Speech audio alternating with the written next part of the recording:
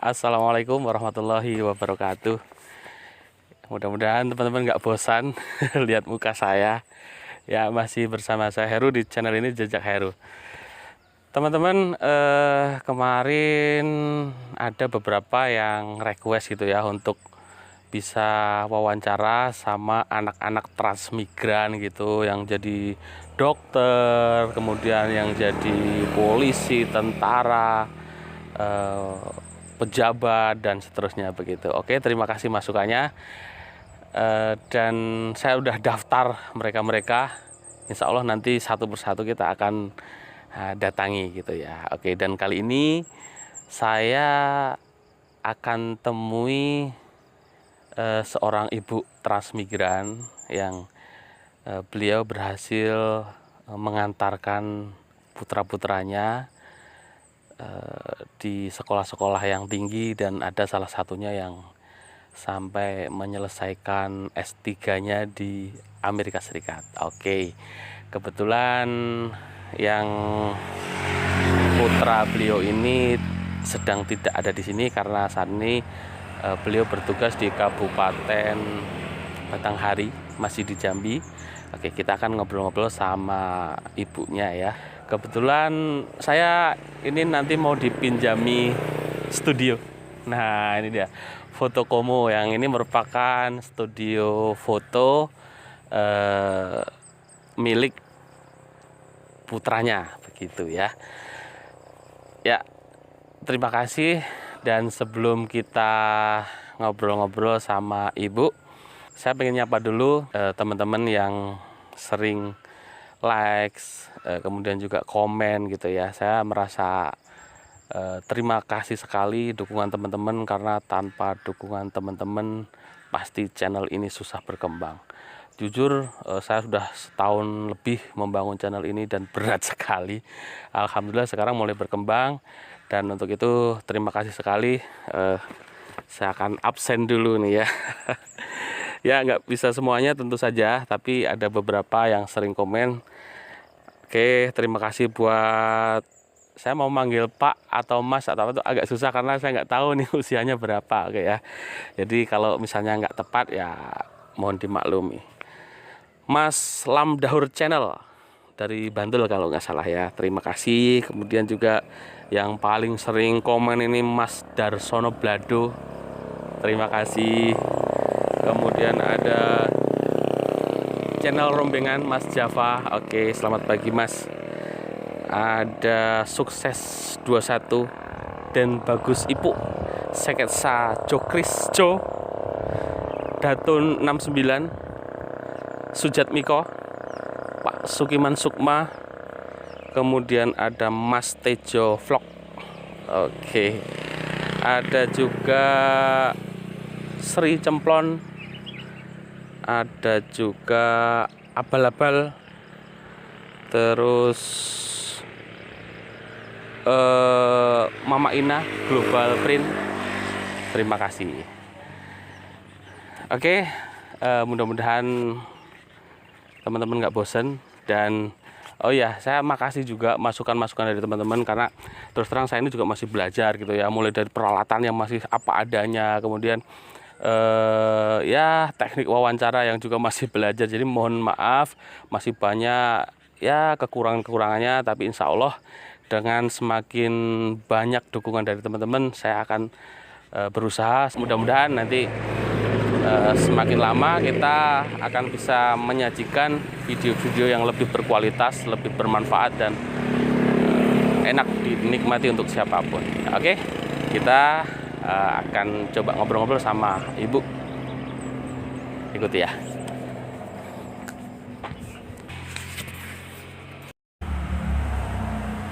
Oke teman-teman, ya saat ini saya sudah berada di dalam studio ini Foto Komo ya, dipinjami tadi sama Mas Irul ya. Dan ini saya sudah bersama Ibu Sri Marheni Bahmid. Oke, Assalamualaikum Ibu. Waalaikumsalam. Oke, sehat Ibu? Alhamdulillah sehat. Oke, ya teman-teman, seperti janji saya pengen ngobrol-ngobrol sama Ibu. Saya manggilnya Ibu Sri, napa Ibu Marheni?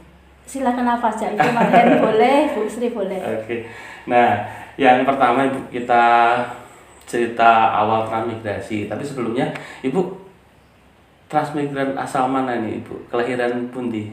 Asal Kartosuro tapi ikut transmigrasi Sukoharjo. Oh gitu. Iya, dari dulu berangkatnya Sukoharjo sama Karanganyar di transitonya tuh. Oke. Kalau almarhum Bapak dari Cilacap. Cilacap. Oh iya. Jadi waktu itu sudah nikah di Jawa aja. Kebetulan tidak, saya waktu itu masih kecil, masih kelas 4 SD, ketemu bapak di sini. Oh gitu. Iya, ikut orang tua transmigrasi, kemudian ketemu bapak di sini, saya masih sekolah di SMP waktu itu. Oh gitu, berarti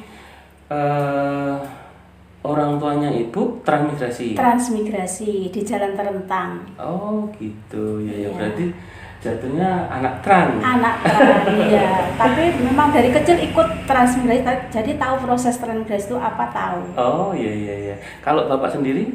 Bapak merantau ikut Pak KUPT Kepala Proyek Transmigrasi. Oh iya. Akhirnya ketemu di sini, nikah di sini gitu ya? Nikah di sini dan diberi tanah ini. Ini kebetulan tanah orang trans yang tidak kerasan di sini dan pulang ke Jawa. Akhirnya sama Pak KUPT dikasihkan ke suami saya. Oke, makanya tadi saya di rumah Ibu, kok Ibu masih muda ya gitu Iya. loh maksudnya. Kalau trans itu Iya. kan biasanya dulu setidaknya harus udah 25 menikah. tahun, udah Iya. 20 tahun lah paling enggak gitu. Oh, jadi gitu. Tapi waktu itu ikut transmigrasi orang tua sekitar umur Sekitar kelas 45 SD. 45 Di SD, sini ya. kelas 5.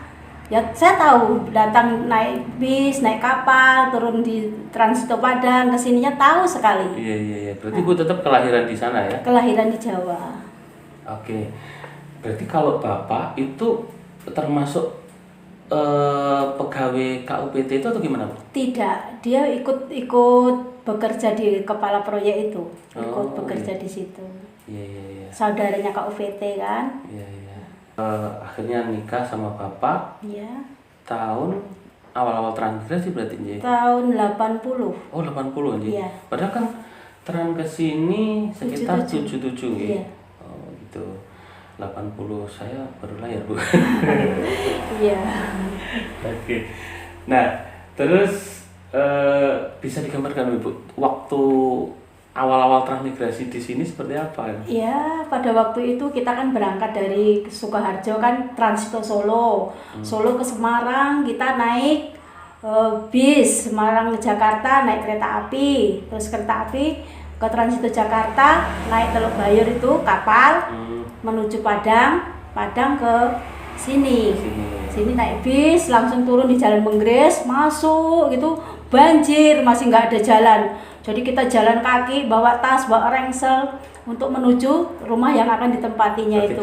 Itu waktu Banjir. itu Ibu ada kakak beradik gitu? Ada. Oh gitu. Berapa orang? Adik 2. Oh. Adik 2, saya 1. Iya. Berarti Gitu. 3 orang. Ibu 3 paling bersaudara. paling ini ya, Paling pertama ya, paling Iya, sulung paling ya. pertama, Oke. iya. Apa yang terlintas waktu itu di pikiran ketika nyampe di sini ngelihat situasi seperti itu, banjir, jalan kaki? Ya, tapi kan waktu itu di Jawa kan nggak punya rumah. Oh gitu. Kami nggak punya rumah, lah, cuman nempatin rumah orang aja. Jadi sekali saya di sini, ya terasa sejuk, terasa senang, damai gitu. Soalnya kan dikasih rumah, sore itu kami jam 3 datang kan, malamnya udah diantar nasi, besok pagi diantar nasi. Kalau sudah itu dapat jatah beras juga, rasanya senang walaupun saya masih kecil, tapi pikiran saya, oh disinilah tempat saya, padahal nggak seperti yang dibayangkan sebelumnya. Katanya di Sumatera itu banyak ular, banyak singa, ternyata tidak. Yang banyak cuma monyet aja. Oh kalau monyet sampai sekarang Bu ya? Iya, sampai sekarang masih. Yang masih lestari ini monyet sama Iya, babi. Iya.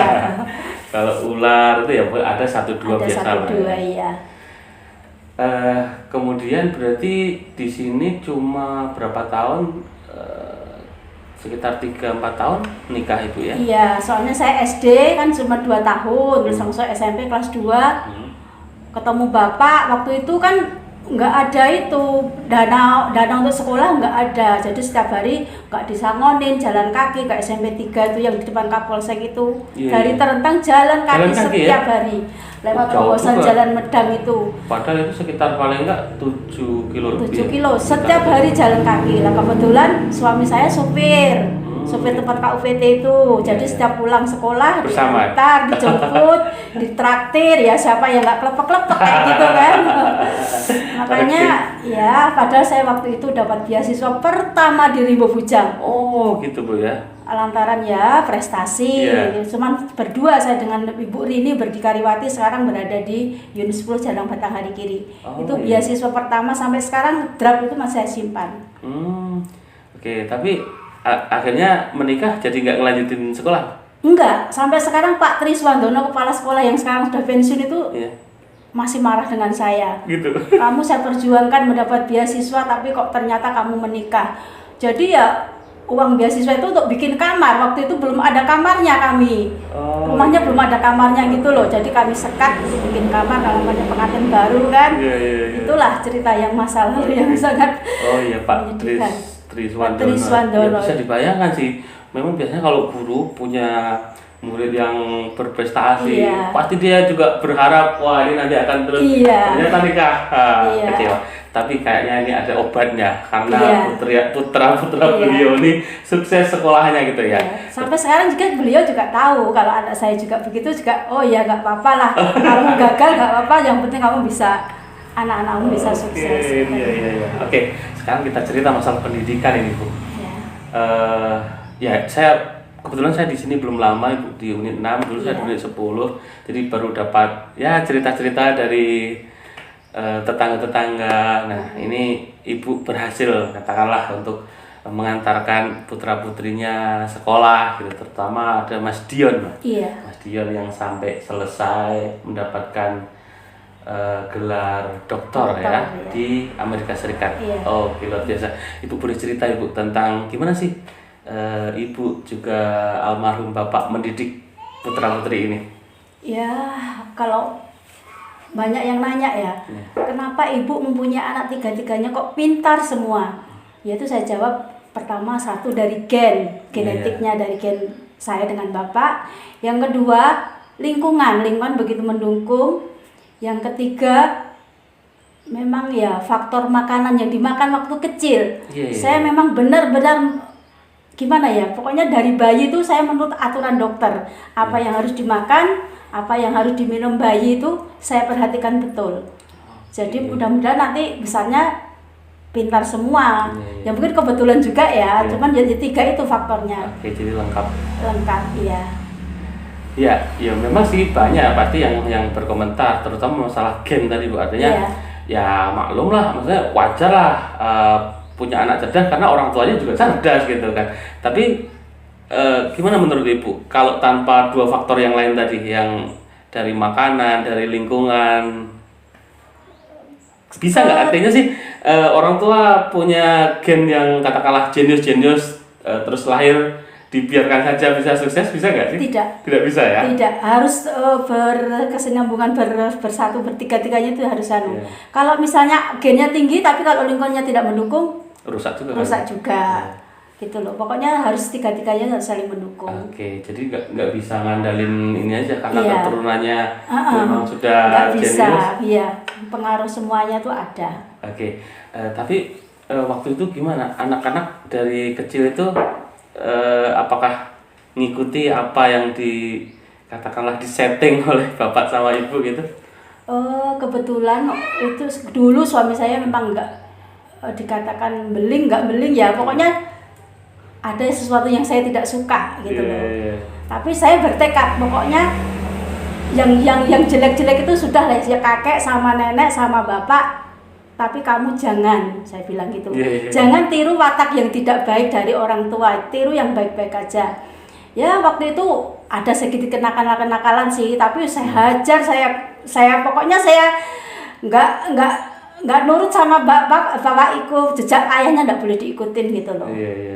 Karena Yang saya tidak suka gitu loh nggak ada yang sempurna juga gitu. Iya, nggak ada yang sempurna, insya Allah nantinya dengan didikan kita yang baik, dengan kasih sayang, insya Allah anak-anak jadi baik. Kalau yang lebih dekat ke anak-anak dalam hal pendidikan ini siapa? Ibu atau bapak? Lebih dekat ke ibu sih, kalau bapak kan jarang di rumah. Karena harus mencari Harus nafkah ya. mencari nafkah, harus kemana-mana gitu. Kalau ibu kan dekat, jadi apa-apa tuh selalu komunikasinya dekat ibu. Sampai sekarang anak-anak tuh kalau mau apa-apa minta restu. Pasti itu kalau ada apa-apa, Bu saya minta restu mau ini, pasti itu. Oke, jadi kayaknya ini juga faktor yang lain selain yang 3 tadi namanya, restu dari orang tua, Bu. Cocok. Oh, iya. Bagus. Jadi memang ada gen juga, kemudian lingkungan, kondisi lingkungan, makanan yang bergizi, kemudian ada restu orang tua. Iya. Nah, ini yang banyak juga barangkali anak-anak sekarang kurang memperhatikan restu ini gitu. Iya. Karena mungkin merasa sudah berusaha sendiri gitu. Iya. Padahal tanpa barangkali doa orang tua ya susah juga. Saya sudah mencoba. Saya misalnya jengkel sama anak, nggak saya restui, nampaknya juga seret juga. Kelihatan Bu ya? Kelihatan. Oh iya. Kelihatan banyak disimak itu. Oke. Ibu, saya penasaran juga doa seperti apa sih kalau boleh tahu ke anak-anak ini misalnya? Ya, setiap sholat kami mendoakan anak-anak Al-Fatihah untuk anak pertama, Al-Fatihah untuk anak kedua, Al-Fatihah untuk anak ketiga. Oh gitu ya. Nah, iya. Kan kami anaknya cuma 3, jadi setiap habis sholat itu kita doakan kira-kira apa yang dituju anak tuh. Kalau anak mau kuliah, ya mudah-mudahan khususon itu bisa si A, si B, mudah-mudahan begitu. Sampai detail gitu ya? Iya. Oke, jadi yang pertama, ini Mas Dion ini yang pertama ya? Itu lahir kedua. Oh yang kedua? Iya, 86. Oh 86 ya? Masih Yang pertama 82. Yang pertama 82 Mas Awang namanya? Iya. Itu katanya beliau juga pernah dikirimkan ke Jakarta, perwakilan Cibubur ya? Jambore waktu itu ya, tingkat nasional ya? Iya. Dari Limbuja katanya ada 2, nah salah satunya putra dari Ibu Marhen. Oke. Sekarang beliau di Lampung. Di Lampung ya. Punya tambak ikan di sana. Oh, tambak ikan. Oke. Kemudian yang kedua ini Mas Dion yang sampai menyelesaikan S3-nya di Amerika itu di universitas apa sih, Bu? Michigan University. Wow. Siapa sih yang gak kenal gitu ya. Oke. Khusus untuk beliau ini gimana perjalanannya ini, Bu? Karena kebetulan hari ini di Batanghari, Bu, sekarang. Sekarang Batanghari. Sekarang dosen di UIN, tapi waktu ini kan masih daring, jadi masih di kantor. Oke. Ya, kemarin teman-teman banyak yang nanya kalau bisa wawancarai anak-anak Tran, cucu Tran yang berhasil, tapi karena beliau jauh ini beda kabupaten sama ibu yang barangkali bisa mewakili. Bisa kalau beliau pulang kita temui lagi gitu ya. Nah, itu dari SMP sampai selesai di itu gimana perjalanan pendidikan beliau itu? Perjalanan dari SD sampai SMA itu memang selalu ranking ya, ranking 1 terus. Lagi pula dia suka sastra, kebetulan sastra sampai juara puisi di SMP sini, jadi piala tetap. Oh, gitu. Awang dengan dia jadi piala tetap. Itu SMP-nya di mana itu? SMP sini. Unit 6 atau Unit 6? Unit 6 ya. Suka puisi kan, nah tuh suka bahasa. Akhirnya SMP di unit 6, SMA-nya di SMA 2. Terus langsung di S1-nya di Unja. Waktu itu langsung diterima itu apa namanya? Diterima langsung, pokoknya enggak tanpa tes itu loh. Enggak tanpa tes, lagi pula dari Jakarta juga ada uang untuk seandainya dia enggak tes, itu ada biaya dari Jakarta. Memang dari prestasi beliau. Jadi artinya masalah biaya ini ditanggung pemerintah atau gimana maksudnya, Bu? Ya beasiswa, kalau biaya yang makan sih dari kami tapi beasiswa dari sekolahan. Kemudian S2-nya di mana? S2-nya lulus S1, kemudian dia akan mau nyambung di S2. Waktu itu dia daftar di luar negeri nggak diterima, langsung di Malaysia diterima. Terus saya usahakan masuk ke sana sampai habis 20 juta perkiraan kan, tanpa beasiswa tuh biaya dari rumah. Tapi di sela-sela itu dia masukin PNS. Gitu. Masukin PNS, waktu di sana seminggu diterima PNS-nya. Terus saya telepon, pokoknya orang-orang pada mau PNS saja mau berebut kok Yon, kamu malah kamu tinggalin. Pokoknya pulang dulu, saya bilang gitu. Setelah itu pulang, dia pulang, bajunya nggak dibawa. Lantaran dia masih pengen kuliah S2 di Malaysia, sudah bayar gedung, sudah bayar kontrakan. Akhirnya sampai di sini, masuklah PNS. Saya rayu-rayu, pokoknya kalau kuliah Yon, kamu masih bisa kapan saja. Tapi kalau PNS peluangnya cuma 1 kali ini saja. Akhirnya dia menurun. Langsung jadi PNS, dia ditempatkan di Janggah Baru, daerah terpencil. Daerah mana itu, Bu? Daerah sana ya, sebelum Tembesi. Oh iya, masih Ya. Batanghari ya? Iya, Batanghari. Setelah 3 bulan di sana, langsung dia mengajukan itu pertukaran guru itu di Kanada. Oh gitu. Dapat pertukaran di Kanada selama 6 bulan. Tapi sebelum kuliah di Malaysia itu sudah pertukaran pemuda ke Australia. Oh iya, itu dia yang saya pernah dengar. Sempat ke Australia juga. Iya, ke Australia sebelum kuliah di Malaysia itu sudah pertukaran di Malaysia. Oke, terus akhirnya itu yang di Malaysia berlanjut enggak, Bu, setelah Enggak berlanjut, soalnya saya juga enggak mau biayain lagi. Pokoknya kamu PNS saja, saya bilang gitu kan. Terus S2-nya akhirnya? Terus sudah itu dia langsung selesai itu PNS kan, langsung kuliah di Unja lagi S2. Oh, gitu. S2 mah disumpahin sama dosennya. Pokoknya kamu Yon, kamu orang pinter gini kok cuman kuliah di Unja. Saya sumpahin kamu kuliah di luar negeri. Dosennya bilang kayak gitu. Akhirnya selang berapa bulan dia masih mengajukan kuliah tuh diterima di Amerika. Wow. Gara-gara sumpah dosennya itu gitu loh. Saya kebayang agak gimana ya, agak merinding juga sih maksudnya. Ya, guru memang sama seperti Pak Suwandono tadi gitu ya. Iya, disumpahin. Kebayang pasti itu akan membekas barangkali di kepala Mas Dionnya ya. Iya. Kok serius sekali gitu. Iya. Barangkali itu juga jadi pemicu semangat beliau untuk beneran nih gitu. Ya, akhirnya daftar.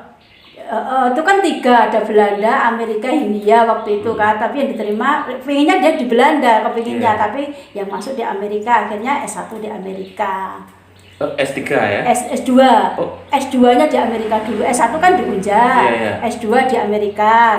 Dia itu selama 3 kalau enggak 4 tahun itu biaya dari sana 1,2 miliar biayanya. Dari pemerintah Amerika Serikat. Oh, malah dari Amerika aja? Iya. Minta izin dari PNS saja masih kucing-kucingan dulu itu. Iya. Jadi kan Mas sudah PNS kan. Jadi kucing-kucingan dengan kepala sekolahnya, maksudnya ya gimana lah, nggak tahu caranya supaya pokoknya dia bisa PNS tapi bisa kuliah di Michigan University gitu. Terus S3 di situ ya? S2-nya di situ, terus dia waktu itu pulang penelitian di Romu untuk skripsi S2-nya kan. Oh, di Pondok Pesantren Romu. Iya, di Romu. Terus dia pulang 3 bulan di sini penelitian. Habis itu ke sana langsung ajukan S3 lagi, diterima di Amerika juga di tempat yang sama. Itu tetap biaya dari sana? Dari sana, tapi cuman biaya enggak full kalau yang S3. Biaya ininya aja ya? Biaya pendidikan doang. Kalau biaya makan. Kebetulan kan sudah berumah tangga, pulang S2 kan pulang ke Indonesia berumah tangga. Jadi ke sana itu sudah S3-nya sudah berumah tangga, istrinya dibawa ke sana. Jadi cucu kelahiran Amerika Serikat. Iya. Jadi sekarang putranya berapa? Sekarang 2 ya? Waktu dulu pulang nggak bisa bahasa Indonesia. Bahasanya gitu. Amerika, sama neneknya aja nggak bisa. Saya harus buka kamus dulu kalau ngomong. Oke, ya teman-teman, jadi ini barangkali pengecualian gitu ya, karena Rimbo Bujang itu transmigrasi pertama kali tahun 75 dan unit 6 ini sekitar 77 ya, 77 78 begitu. Nah, dari sekian banyak warga transmigrasi itu ya banyak sih yang sudah jadi dokter segala macam. Nah, ini salah satunya Mas Dion, putra dari Ibu Sri Marheni yang selesai S3 dokter di Michigan University. Wah, satu yang sangat membanggakan, dan ini desa saya. Cinta kencana. Oke. Nah, Ibu, jadi kalau saya simpulkan ternyata nggak bisa cuma satu faktor saja. Tadi setidaknya ada 4, mulai dari memang kebetulan dikaruniai kecerdasan yang alami, kemudian dukungan lingkungan orang tua, makanan yang bergizi, ternyata penting makanan bergizi teman-teman. Iya. Kemudian juga doa restu ya. Restu. Oke, ya Ibu terakhir Bu, apa pesan-pesan Ibu untuk kami nih ya yang masih ya barangkali Bapak Ibu muda gitu ya.